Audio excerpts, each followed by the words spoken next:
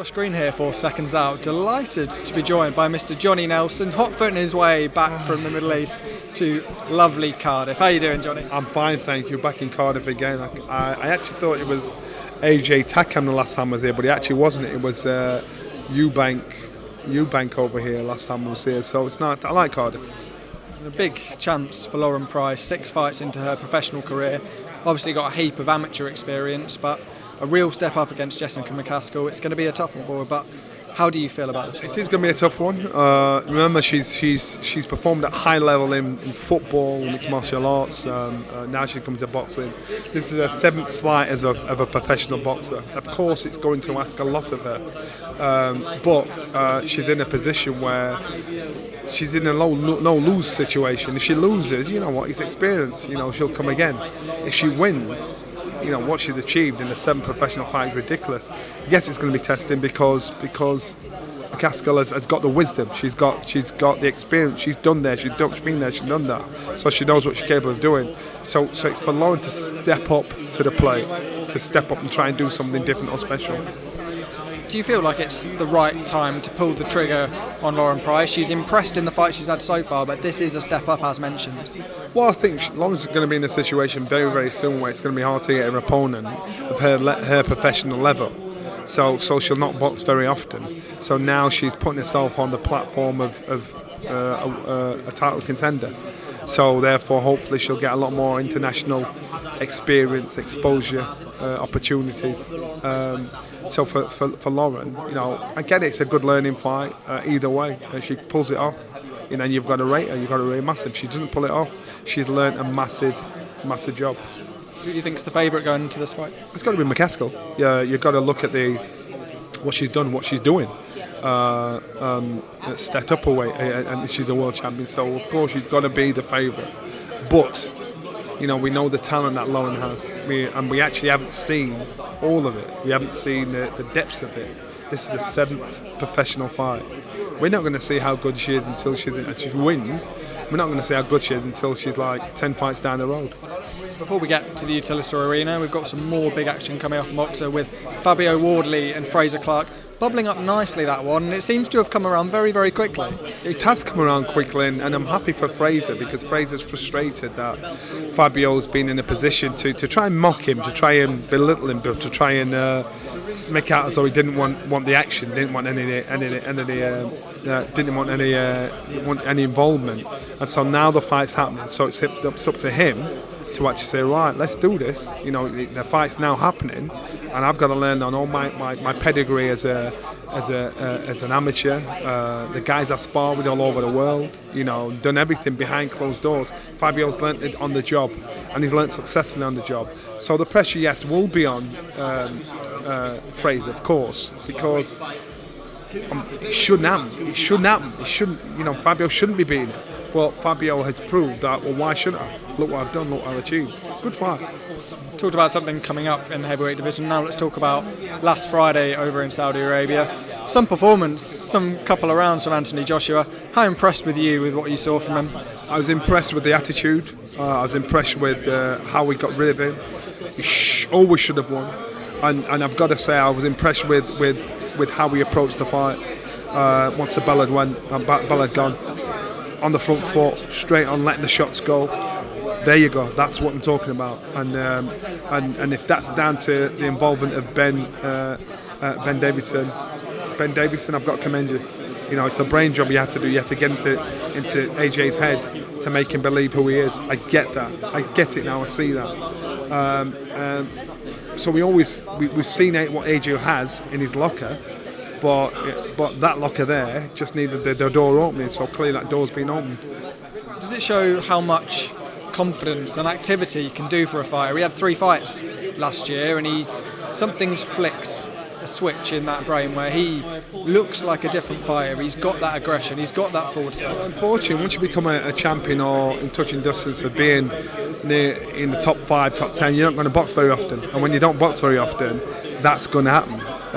So he needs to try and get himself into a position where he's fighting often, because if he doesn't, you know, he'll go stale. So say for instance Tyson Fury's boxing Usyk on the 18th of May. Is Anthony Joshua going to wait for that fight and then wait a few more months after that for them to fight, or is he going to box somebody else? You know, and so what would make common sense was for him to get a little walk around. You know, if he wants to keep consistent, but I don't know if he will. Obviously, Ben Davison's been a huge part of that team. We know he's had a difficult journey at times with finding the right trainer, but do you feel like now he's settled with Ben Davison and he's able to add different things to the arm? From that performance, it looks like Ben Davison's pressed the button in his head to say, this is what you can do, look at what you can do. He's not added anything to his physical attributes. What he's done is he's opened his eyes to say, to give him a reason why you got to let hands go, why you've got it, why it's beneficial to you, what got you in the first place. That was very clear. And from when he approached it straight away, because when he walked in there against Ngannou, when the bell went, he was straight on it, straight on the front foot. He did what was expected of the calibre of Anthony Joshua. It's a big decision now to make for Anthony Joshua. Filip Hrgović for the vacant title is a possibility. There's also the possibility that he waits to see if there is or isn't a rematch between Usyk and Fury. Well, what he said is he's not going to wait for Tyson Fury because the fights have almost happened, so he's just getting on with his career, so I'm quite sure he'll do what's best for him. What would you do if you were in his shoes? If he can get out again. Obviously, him being busy has worked for him. Him busy is giving him competency, because the up to this point, you finally seen the performance, you think, yes, well done, he's in. Speaking to Spencer Oliver, he was saying before the volume fight, maybe Fury Joshua was an 80-20, and now looks at Fury Joshua as a 50-50 fight. Would you agree with that sentiment? In regards to who would win?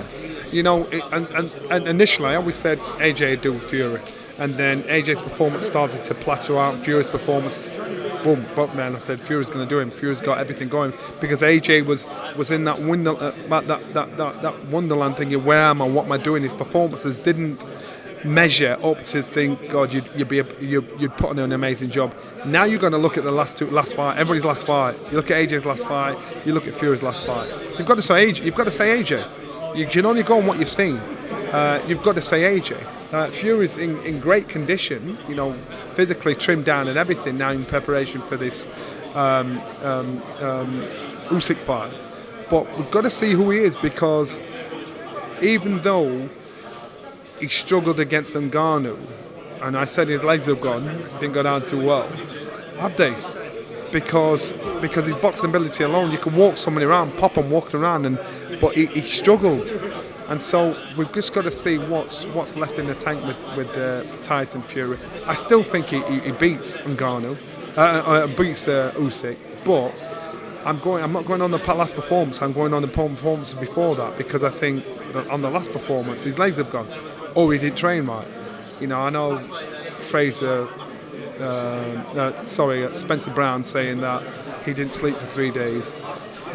That's a rookie mistake. You need to shut your mouth. You can't be all the excuses. You can't do that because, oh, he couldn't do it. I shouldn't say this. But you need to shut up. You need to be quiet about that sort of stuff, because realistically, you can't say I'm this, that, and the other, and then make up an excuse when you put up a bad performance. That's the inexperience of Spencer. Spencer, you keep your mouth shut.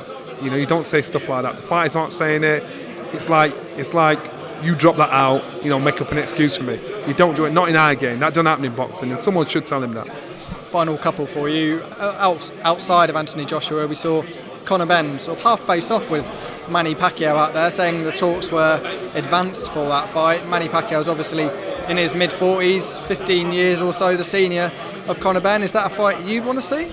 You know what? Conor benn has still kept himself very relevant, and Eddie Hearn's doing a great job in keeping him relevant. To say he had 2 fights since his ban, and so he's still on the lips of people in the boxing world. And now he's got an opportunity to box Manny Pacquiao, a good name on the scalp.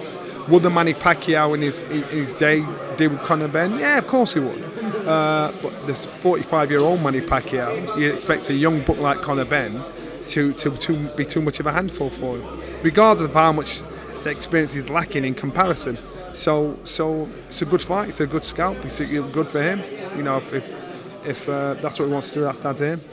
Final one from the mad world of boxing: Mike Tyson and Jake Paul. Certainly not one I saw coming. One you saw coming, Johnny? Yeah, no, I didn't see that coming. I think Mike Tyson's same age as 57 years old. Mike Tyson, it's quite clear Mike Tyson knows a hell of a lot more than Jake Paul. Jake Paul is buying scalps. He bought Anderson Silva's scalp. We would never have done that to Silva in his day. And whatever happens with Mike Tyson, you've got to remember Mike Tyson. He's probably the same age of his dad, if not older than Jake Paul's dad. So if you've got a young buck running around you that's not got the experience but's got the youth and pace of youth, of course you're going to struggle. Mike Tyson's style is not adaptable for an old, slower man. It's not. It's adaptable for a young, active fighter. You saw at the back end of Mike Tyson's active career, that style didn't work for him. So he's 57 now. So what do you expect? What else to expect? Has it become dangerous, a 57-year-old stuff? I don't know what the devil's in the detail. I don't know whether or not it's an exhibition or what. So we've got to find out. Cheers for your time, Johnny.